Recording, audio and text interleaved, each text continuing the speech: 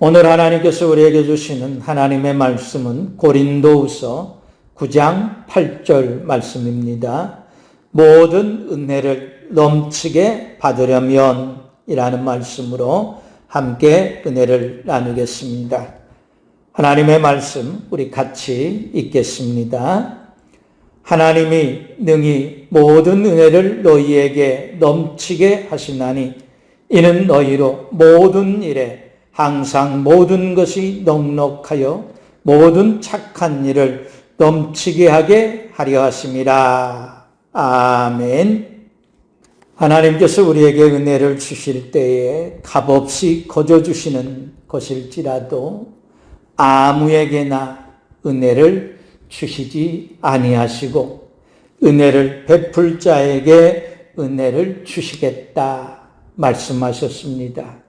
출애굽기 33장 19절에서 하나님은 분명하게 말씀하십니다. 나는 은혜 베풀 자에게 은혜를 베풀고 긍휼히 여길 자에게 긍휼을 베푸느니라 말씀하신 겁니다.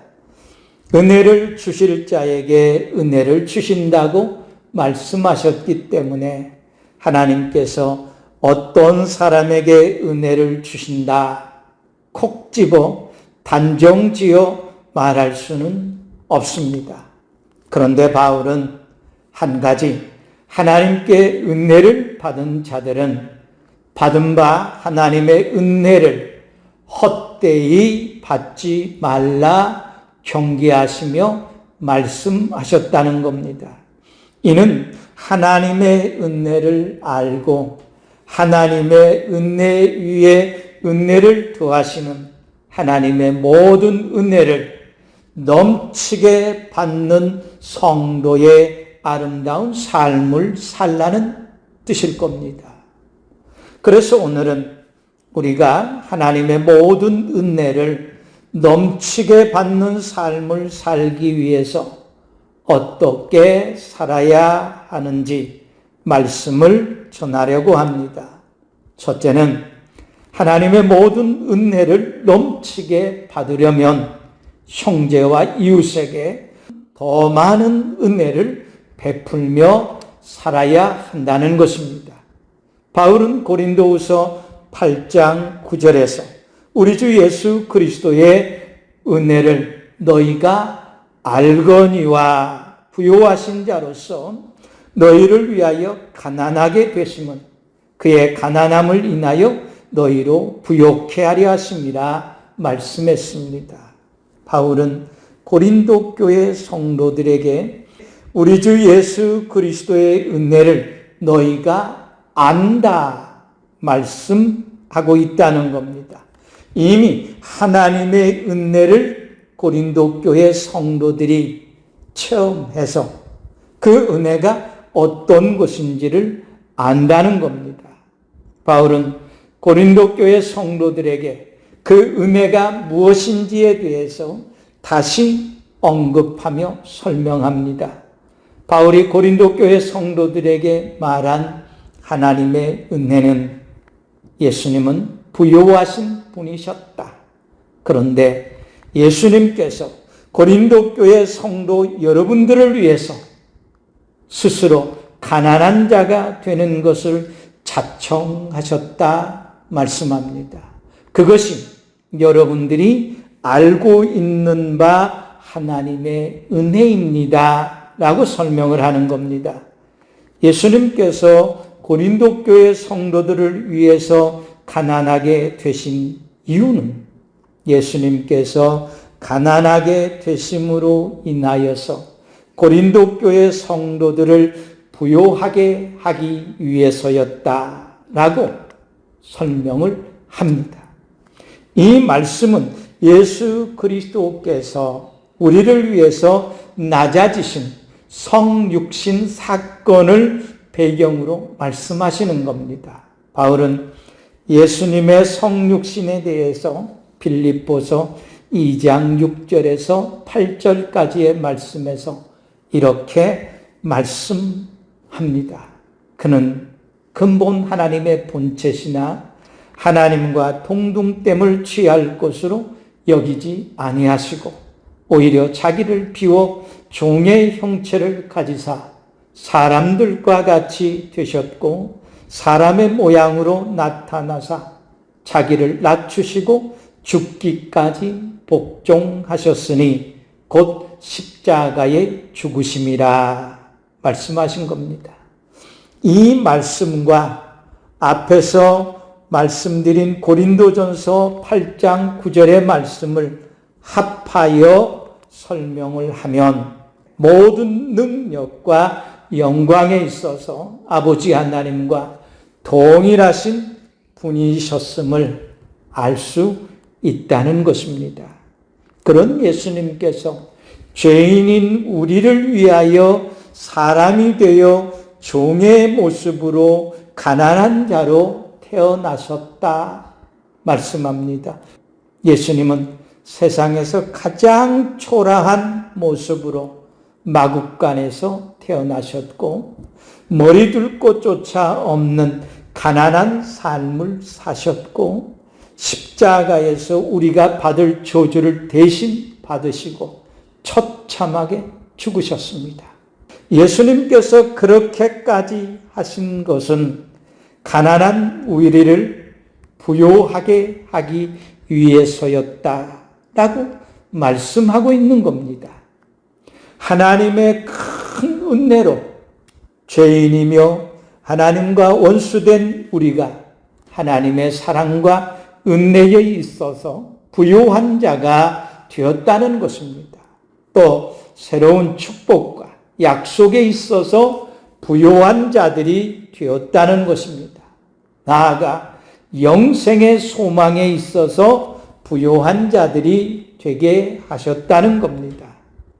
이 성육신의 은혜를 알고 이 성육신의 은혜를 받은 자들로서 모든 성도들은 예수 그리스도를 본받아 섬기는 종이 되어서 형제와 이웃을 섬길 때에 하나님의 모든 은혜를 깨닫게 될 것이고 모든 은혜를 넘치게 받게 될 것이라는 것입니다.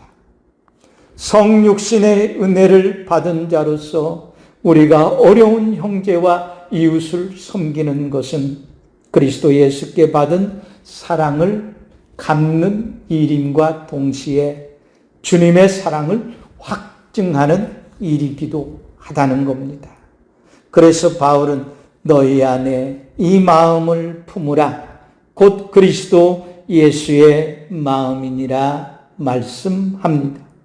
형제와 이웃에게 은혜를 베푸는 것이야말로 하나님의 더 큰 은혜를 받는 최고의 방법이 될 것입니다. 두 번째는 하나님의 모든 은혜를 넘치게 받으려면 경건하지 않는 자들을 멀리하라는 겁니다. 유다서 1장 4절에 보면 교회 안에서 경건하지 않는 자들이 행하는 충격적인 일들이 기록되어 있습니다. 이는 가만히 들어온 사람 몇이 있습니다. 그들은 옛적부터 이 판결을 받기로 미리 기록된 자니 경건하지 아니하여 우리 하나님의 은혜를 도리어 방탕한 것으로 바꾸고 홀로 하나이신 주제 곧 우리 주 예수 그리스도를 부인하는 자니라 말씀했습니다. 교회 안에 가만히 들어온 사람이 있다고 합니다. 그들이 교회 안에서 하는 아주 충격적인 악한 일들이 있다 말씀합니다. 예수님도 그런 사람들이 교회 안에 있을 것에 대해서 요한복음 10장 1절에서 말씀하신 바 있습니다. 내가 진실로 진실로 너희에게 이르노니 문을 통하여 양의 우리에 들어가지 아니하고 다른 데로 넘어가는 자는 절도며 강도라 말씀하신 겁니다. 이들은 성도들을 핥히고 교회를 무너뜨리는 사람들입니다. 그들이 언제 어떻게 교회에 들어오게 되었는지는 알 수 없습니다. 그러나 그들이 행하는 행위들을 통해서 그들이 도적이요 강도인 것을 알게 된다는 겁니다. 그들은 교회 안에 들어와서 경건하지 않는 말과 행동들을 일삼습니다. 그래서 그들을 경건하지 아니하는 자들이라 말씀합니다. 경건하지 아니하는 자들의 대표적인 행동은 우리 하나님의 은혜를 도리어 방탕한 것으로 바꾼다. 또 홀로 하나이신 주제 곧 우리 주 예수 그리스도를 부인한다. 이 두 가지 일을 하는 겁니다. 경외하지 않는 자들이라고 표현하고 있지만 사실은 양의 탈을 쓴 사악한 이리들입니다. 그들은 하나님을 경외하는 법이 없습니다. 마태복음 12장 22절에 귀신 들려 눈 멀고 말 못하는 사람이 나옵니다. 사람들이 그를 예수께 데리고 와서 고쳐달라고 합니다. 예수님께서 그 사람에게서 귀신을 쫓아내고 눈 멀고 말 못하는 사람으로 하여금 말하며 보게 고쳐주었습니다. 많은 사람들이 그것을 보고 놀라면서 예수님이야말로 많은 선지자들이 예언한 다윗의 자손, 우리를 구원하실 자라 말을 합니다. 그런데 바리새인들은 예수님께서 하신 일을 보고 이가 귀신의 앙 바알세부를 힘입지 않고는 귀신을 쫓아내지 못한다라고 말하고 있다는 겁니다. 예수님께서 하신 일을 귀신이 한 것으로 말해버렸다는 겁니다. 이게 망령되이 일컫는 겁니다. 그래서 예수님께서 이런 자들에 대해서 하신 말씀이 마태복음 12장 31절 32절에 나오는데, 그러므로 내가 너희에게 이르노니 사람에 대한 모든 죄와 모독은 사하심을 얻되 성령을 모독하는 것은 사하심을 얻지 못하겠고, 누구든지 말로 인자를 거역하면 사하심을 얻되 누구든지 말로 성령을 거역하면 이 세상과 오는 세상에서도 사하심을 얻지 못하리라 말씀했습니다. 하나님의 은혜를 비웃고 조롱거리로 만드는 자들은 성령을 회방하는 죄를 범하는 자가 되어서 영원히 용서받지 못하고 심판을 받게 된다는 것입니다.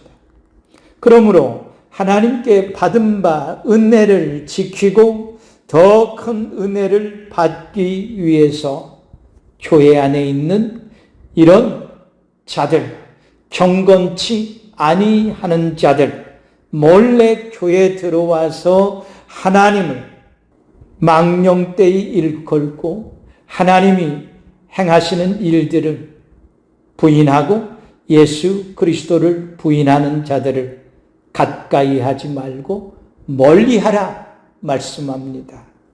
교회 안에 있어서는 안 될 자들이 교회 안에 있을 때에 우리는 그들을 가까이 하면 안 됩니다. 나도 그들에게 물들게 됩니다. 그러면 하나님을 망령되이 일컬게 되고 예수 그리스도를 부인하는 일에 참여하는 자가 되고 맙니다. 사도행전 17장 31절에서 32절 말씀에 보면 그를 죽은 자 가운데서 다시 살리신 것으로 모든 사람에게 믿을 만한 증거를 주셨음이니라. 그들이 죽은 자의 부활을 듣고 어떤 사람은 조롱했다 말씀합니다. 하나님의 말씀을 듣고 그 말씀을 부인하고 그 말씀을 농담거리로 삼고 그 말씀을 믿지 아니하는 자들, 우리가 결코 가까이 하면 안 되는 자들입니다. 사도행전 2장 13절에 보면 초대교회 성도들이 마가의 다락방에서 성령의 충만함을 받았습니다. 그때 사람들이 뭐라고 조롱합니까? 저 사람들 술 취했다. 그렇게 조롱합니다.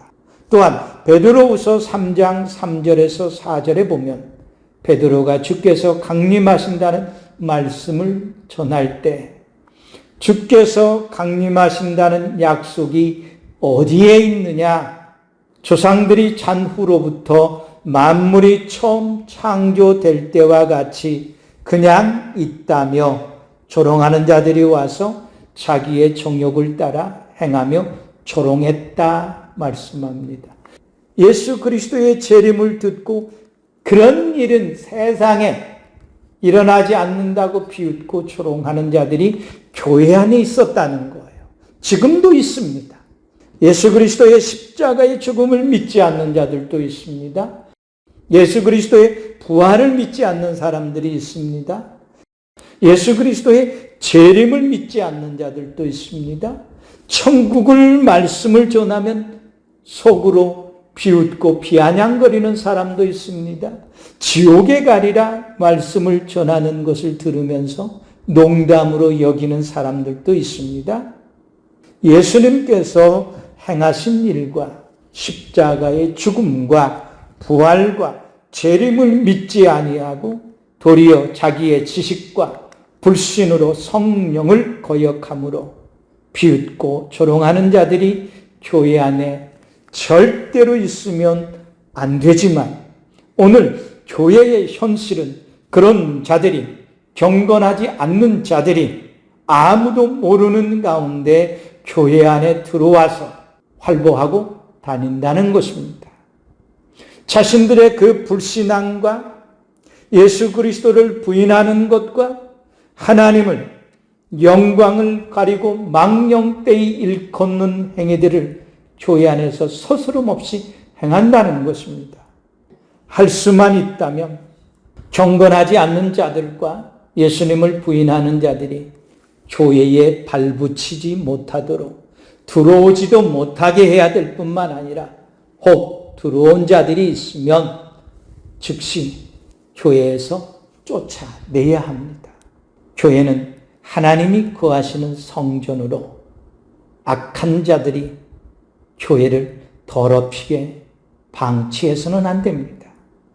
성도들이 교회 안에서 하나님의 모든 은혜를 받을 수 있도록 모든 교회의 지체들은 교회를 거룩하게 하는 일, 경건치 않는 자들이 불의를 행하지 못하도록 함께 교회의 거룩함을 지켜야 한다는 것입니다. 세 번째는 하나님의 모든 은혜를 넘치게 받으려면 덕을 세우는 선한 말을 많이 하라는 겁니다. 바울은 에베소 4장 29절에서 무릇 더러운 말은 너희 입 밖에도 내지 말고 오직 덕을 세우는데 소용되는 대로 선한 말을 하여 듣는 자들에게 은혜를 끼치게 하라 말씀했습니다. 더러운 말을 입 밖에도 내지 말라고 엄히 경고합니다. 그 대신 덕을 세우는 선한 말로 은혜를 서로 끼치라 말씀합니다. 성도들이 하나님의 은혜를 받으면 가장 먼저 변하는 것이 말입니다. 말부터 변하는 겁니다. 사망의 말이 그의 안에 생명이 들어가므로 생명의 말로 바뀌기 때문에 덕을 세우고 은혜를 끼치는 말을 하게 되는 겁니다. 성도들은 말을 듣는 사람으로 화나게 하는 말을 하지 말아야 합니다. 내 말을 듣고 상대방이 화를 낸다면 그것은 은혜를 끼치는 선한 말이 아닙니다. 왜 말귀를 못 알아듣고 그러냐고 화낼 것이 아니라 내가 좋은 감정을 가지고 좋은 의도로 말을 했을지라도 그 말이 상대방이 듣기에 자존심을 상하게 하고 기분 나쁘게 하고 화나게 하는 말이 되었다면 우리는 깨닫고 더 선한 말로 은혜를 끼치는 말을 함에 있어서 정말 삼가 조심스럽게 말해야 한다는 겁니다. 물론 충격요법으로 좀 심하게 말한 것이라고 말할 수도 있겠지만 그 말의 충격이 상대방의 삶을 파괴할 수 있다는 것을 우리는 마음에 깊이 새겨야 합니다. 충격요법은 말 그대로 굉장히 위험합니다. 성경에는 충격요법에 해당하는 말은 없습니다. 또한 성도들은 뒤에서 수군거리며 남을 험담하는 말을 하지 말아야 됩니다. 사람들은 아주 자랑스럽게 얘기합니다. 임금님이 없는 데서 임금님도 욕하는데 그 사람이 없는데 무슨 말은 우리가 못하겠냐. 하나님의 은혜를 알지 못하는 사람들이야 설령 그렇게 생각할지 몰라도 하나님의 은혜를 받은 성도들은 절대로 형제를 헐뜯고 비난하고 험담하는 말을 해서는 안 됩니다. 그것은 정말 나쁜 습관이고 악한 습관입니다. 성경은 그러한 행동이 얼마나 해로운지에 대해서 경고하며 우리가 입술의 열매를 맺는 데 있어서 정말 조심해야 한다고 가르치고 있습니다. 나아가 거짓말과 속이는 말을 우리는 하지 말아야 됩니다. 하나님은 출애굽기 20장 16절에서 너희 이웃에 대하여 거짓 증거하지 말라고 우리에게 말씀했습니다. 하나님은 거짓말하고 속이는 말을 하는 자들에 대해서 아주 단호하십니다. 신명기 19장 18절 19절에 이렇게 말씀합니다. 재판장은 자세히 조사하여 그 증인이 거짓 증거하여 그 형제를 거짓으로 모함한 것이 판명되면 그가 그의 형제에게 행하려고 꾀한 그대로 그에게 행하여 너희 중에서 악을 제하라 말씀합니다. 그가 거짓말을 한 그대로 그 사람에게 행하라고 말씀을 합니다.